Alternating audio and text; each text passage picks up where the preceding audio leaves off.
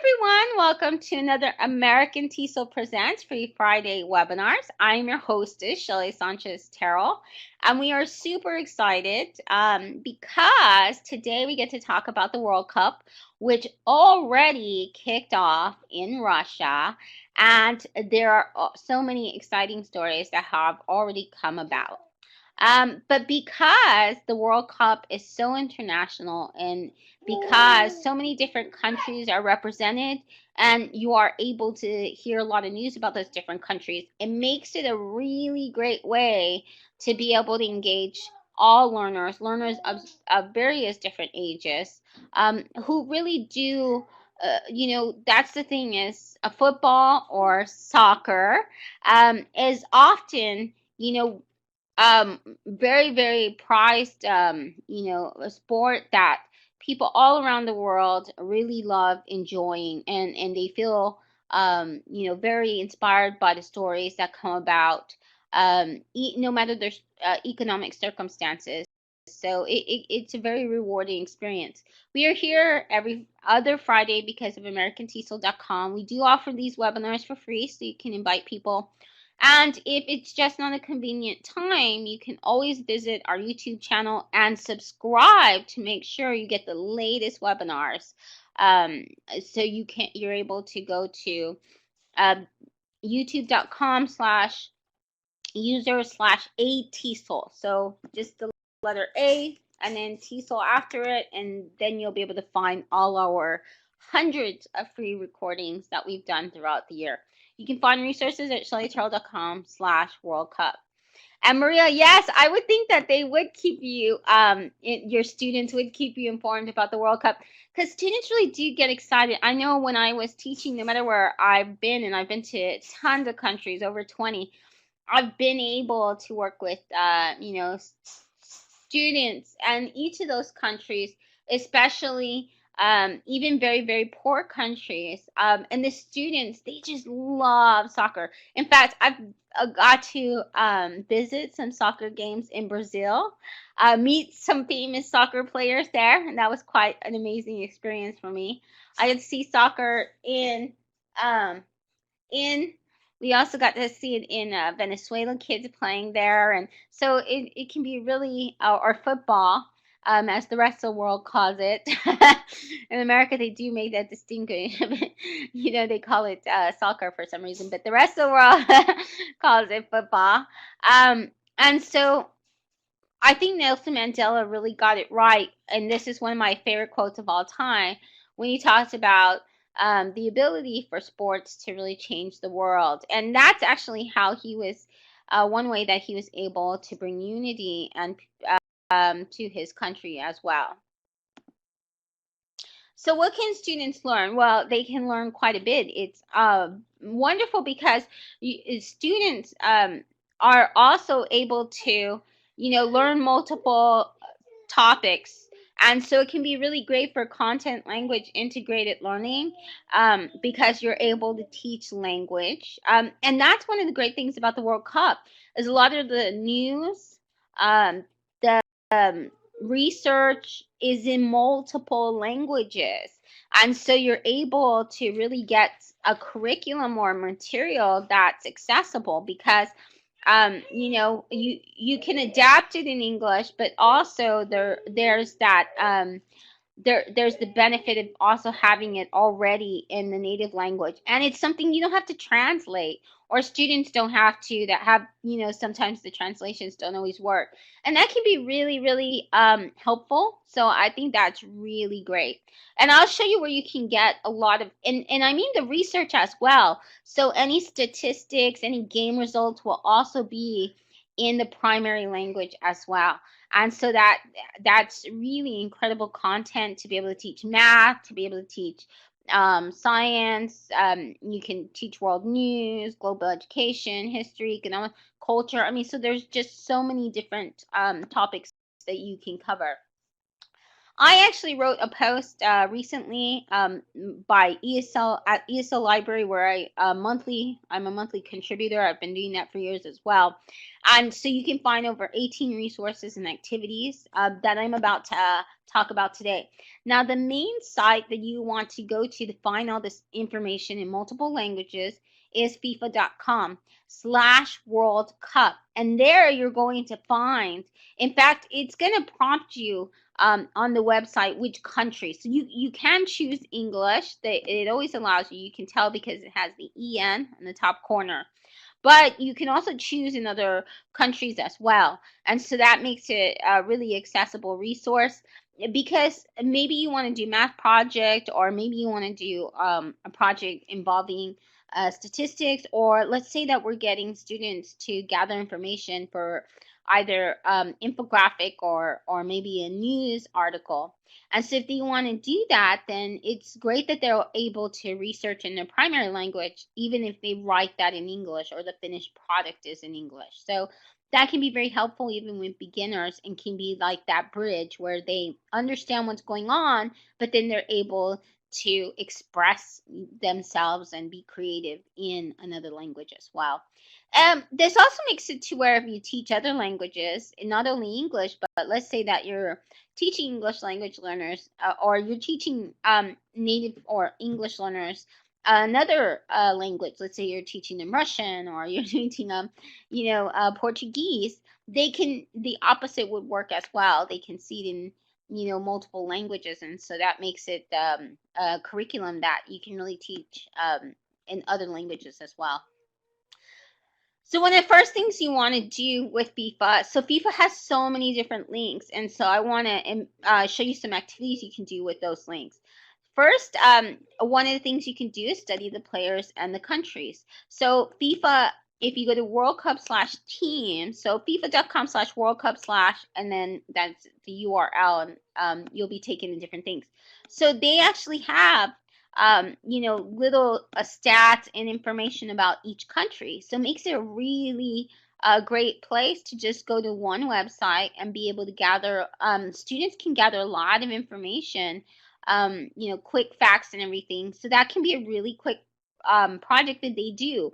They can draw. Let's say that they all want to, of course, they're probably all going to want to do some of the few that are out there.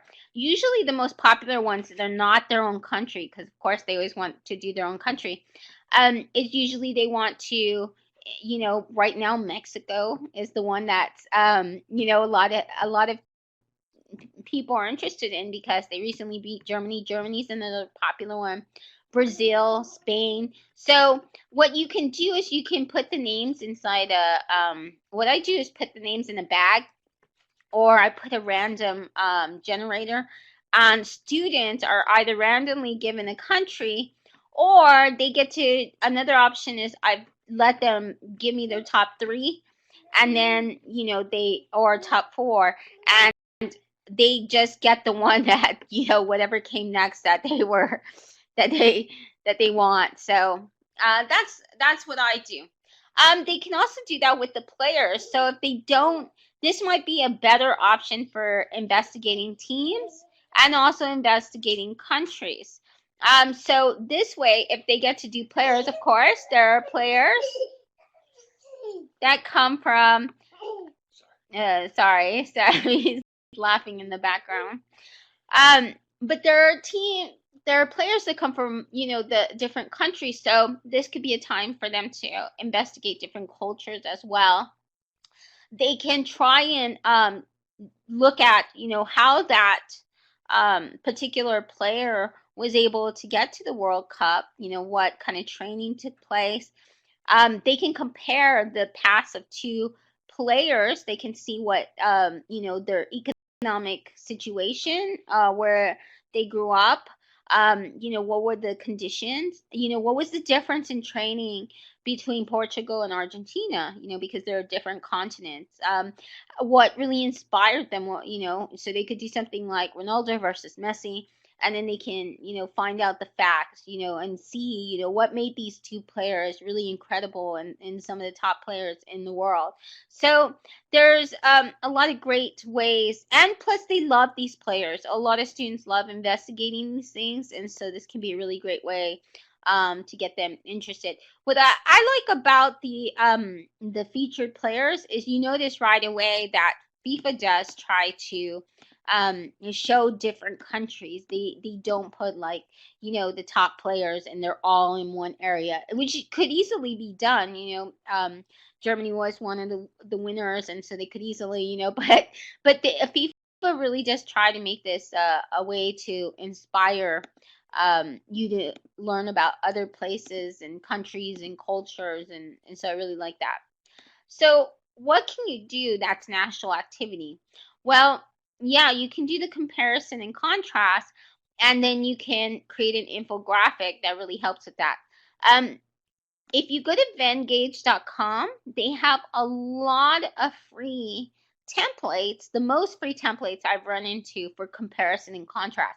So what I've gotten my students to do, and I'll be writing about this as soon as and actually it talks about it in my new guide. So if you sign up for those things, then you'll specifically see how my students did it.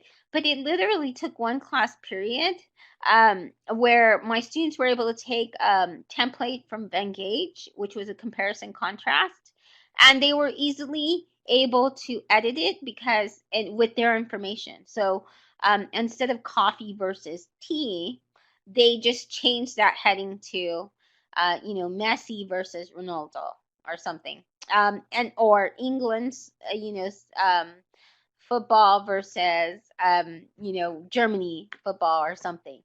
And then so they were able to go and really do that, and after they had done the research, and then just apply what they had learned from, they can apply what they easily learned from that place. So they have a lot.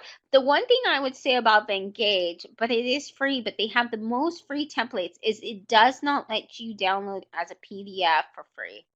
And it just lets you embed or provide the link, which is still very, very good. I pinned it, and because I pinned it, that gave me the full. So what I can do is I can share with you right now in the chat box. I'll share with you the link to my Pinterest where you'll be able to find those student infographics that they created. Now they were allowed to, they didn't do this for the World Cup, but you'll see how easy, and they did this within one class period. So it is very doable. And if you're starting with this for the first time, that's always my tip to teachers. If you're doing one of these projects, then you really do want to make it to where you get a template, because it's really much easier for students. A lot of students starting from scratch, it can be very difficult to design something and make those choices. And they get plenty of choices because they still have to choose the font, they have to choose the colors. I mean, they have icons and all this. The other tools are also free. I especially love Genially. It's something that I was introduced to by students who are participants of the EduGo's MOOC, the goal-minded teacher MOOC, which some of you took part in. I know Antipi and Tiziana were really great at participating in that. And so Genially was something that I learned about, and it was really amazing. Canva has some templates too, and so those are the three that are the easiest. And then Piktochart, Infogram, This Means More. Now Piktochart is really good, except now it doesn't offer as many free options as the other ones do. So you can have them report on matches. You can actually assign them games, and they get to act as broadcasters and also news reporters. So the idea here is it takes listening, and it also takes, so it could be a game they're already going to watch with their family, and all they do is they just jot down some notes. They can even record the game. Often you can find features of the game on YouTube, like little highlights and everything. And what they do is they just take those little sound bites, they write down, or what they saw, and they can either report it as a newscast on video, or they can do it as an audio. They can, have a podcast recording where they're with another. They can do this in partners, or they can do this in groups. And they can also, or they can just write a news story about it, a news article, and then, look for Creative Commons pictures and you just put that. So that's a lot of ways that they're able to, practice listening, practice writing, and also practice speaking as well. They can act as a sports commentator. Now that's a little bit different than actually being um, the reporter. So the difference between a commentator and a broadcaster, what happens is that you can play a YouTube video. So you might have seen in some of a previous webinar we did a long time is how to teach with YouTube videos. And one thing is that you can, FIFA and a lot of places online show what snippets or just a little part of what happened in the World Cup games. You can already take one of these games that already happened and then just play it without any sound. You play no sound, and students, you can put 2 chairs at the front of the class with that playing, and of course you play it to them first so they can see the action, what's going on, and then you just put it on mute. You play it again, call 2 students up, and they have to, and then they have to go and they have to act as the sports commentator. Now the first time you play that particular video, you get them to write down information. So what is really important information that they can write down? Well, they're going to want to know phrases, football commentator phrases. And I found this really, really great bingo card that came up on Flickr. It's one of my favorite ones, but it has different phrases. A player is more quick than fast, nothing doing. So player does what he does so well, which we often do here with a lot of commentators. He does this so well. So they're able to take that down. They're also able to learn phrases. You can have them write down phrases and get them to write down, phrases they want to say. So when they're in front of the class, they can repeat those phrases and use them when they're acting, when they're pretending to be reporters or broadcasters. So you're playing the actual footage, and they're sitting in front in 2 chairs, and they're acting like the broadcasters at that game at the moment. And the rest of the class anonymously gets to decide their top 3 or 4. That's what I usually do with a lot of presentations. Students are able to anonymously choose who are the top 3 or 4. They usually have an evaluation form, so they're doing something. You can also do this digitally. I find it fun to do in the classroom, but students can always put a small little footage in the Talking Ben and Talking Ben and Tom News app, which is on Android and iOS devices. It might even be on Windows. So check that out. It's an app. It's free. And the kids love it. So if you want to protect kids, these actually don't show the kids pictures, so that's really good. It's funny because the cat and the dog fight and banter, and then while they're spreading the news or talking about what's going on. Get students to talk about just one little, action that's within the actual game, whether it be, a questionable referee call, whether, of course, a lot of them are going to want to talk about the goals. They may want to talk about a really exciting play they saw. So get them to pay attention to the little instances. Maybe some disruption in the crowd, a fan did something. You see, here's so much great news. They can report all that. Another great thing is for them to actually make predictions. So this can be really great because right now, the big prediction is whether Mexico is going to take it all or whether it's going to be Germany or Spain. So they can actually go and they can make some of these predictions, and then it'll be fun to see how it turns out. They do actually have online ways that you can do this. This is for a little bit older. I think if you're working with 13 and below, of course, you don't want them to go through this. But McDonald's has where they can actually create their own fantasy championship game. They get to build their team with players that are all over the world from the World Cup. So they get to actually make their own team. And that's a digital online interactive game. There's the FIFA World Cup Match Predictor. That's another game. That one's by Hyundai. And then here's this one. That is the World Cup Bracket Challenge. So it actually goes through brackets instead of who's going to take it all. There's a lot of math statistics that could be learned by this, and also things about science like your health, health predictions, whether, how healthy a player is that you think they're going to do it. The weather predictions, how well does statistically. The other day I was actually hearing a podcast that was talking about how well players do that are having home advantage.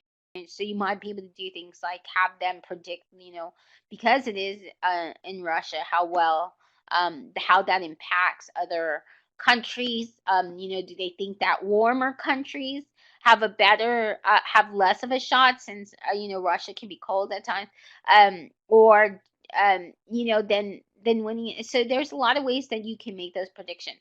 You can plan a school or family trip to the World Cup. Okay, so, and this is a pretend family or school trip. So it's up to you. You can either get students on their own to work on a family trip. If your family was going to the World Cup, and it depends which one you want to do. So the great news is America's pretty excited because we get to host World Cup too.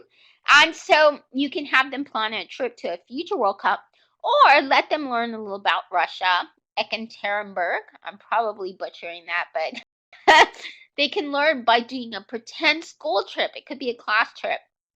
You can break them up in teams of 4, and then they're planning this trip there. And it's great because FIFA has that information about the whole city on their website, so they can even get in their own language.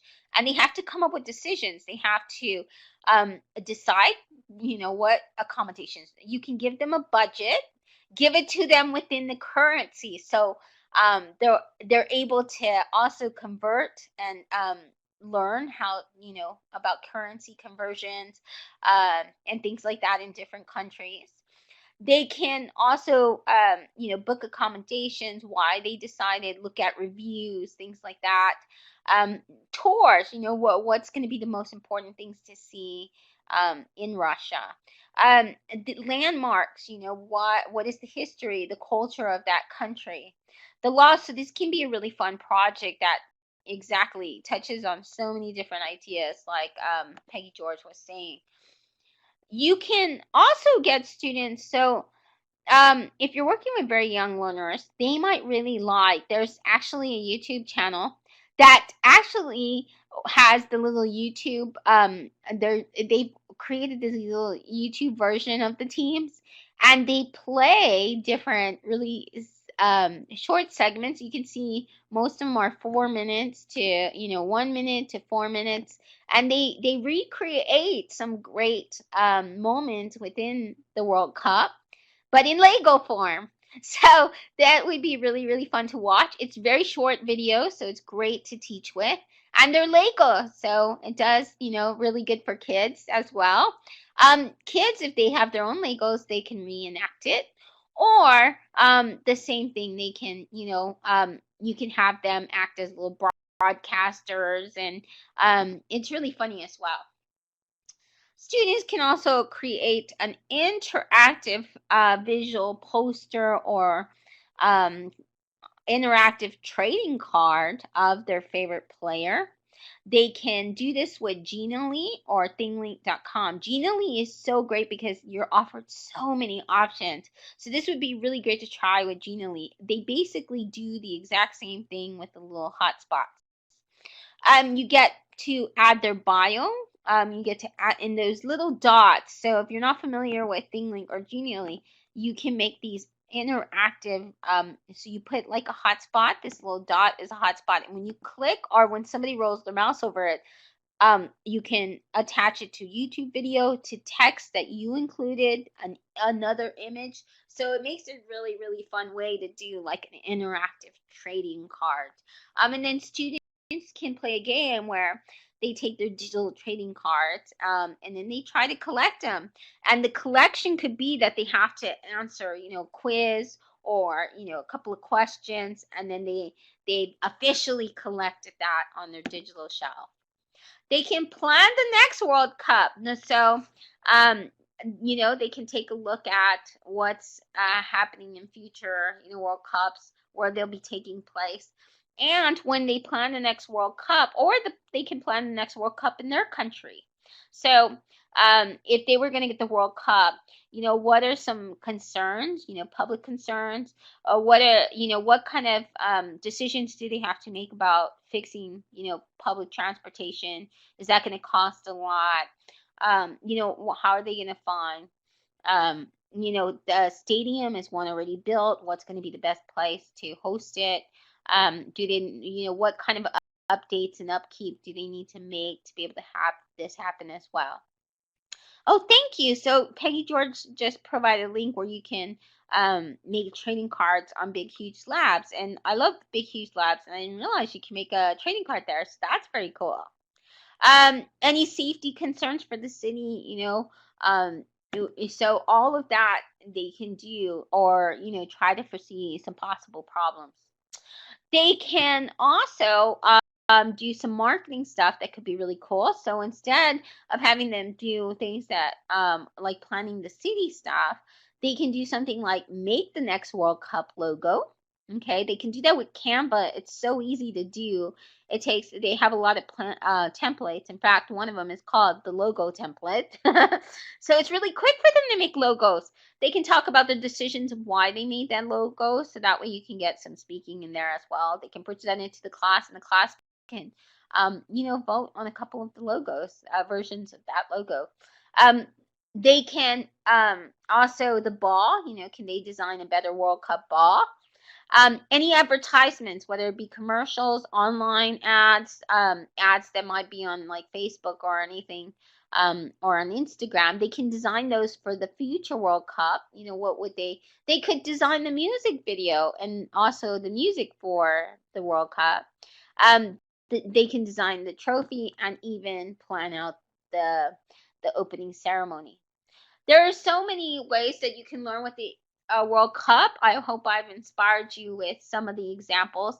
I really think that this relates to students of all multiple ages. There's a lot of different online English learning platforms that offer free World Cup resources. ESOLcourses.com is one of them. She has quizzes and stuff. BreakingNewsEnglish.com has already come out with multiple stories about the World Cup, so that can be another fun way. And those have PDFs you can download full of activities students can do together. You will also find on Breaking News English fun online games, so they can review the short article that's provided. It has a reading, a listening, gap fills, everything. So that is Breaking News English, .com. And Peggy George has provided the link, and that's where you find a lot of those different resources. You can also find resources at shellyterrell.com/World Cup. So that is going to wrap up this session. Thank you so much for coming. And even if you've already finished your semester and stuff, you can always go back to the World Cup archive, and you can do a lot of these activities as well. These activities would also even work if you were also just watching any kind of game throughout the year. So it's a great way to get students involved, a great way. You can do this for the Olympics, take some of the same ideas, and this can be applied to Olympics, learning about the Olympics as well. There's also, other events around the world, qualifying things, and the X Games. So there's a lot of ways to adapt this for different sports, even when the World Cup is over. But it's on for quite a few weeks. You can type in the chat box who you're specifically rooting for. Yeah, me and Peggy were thinking the same thing. And wishing you all good luck. We will see you in 2 weeks. This week we're going to Chicago. Catch us online. You can go ahead and you can win prizes, lots of good ones, for catching us online talking about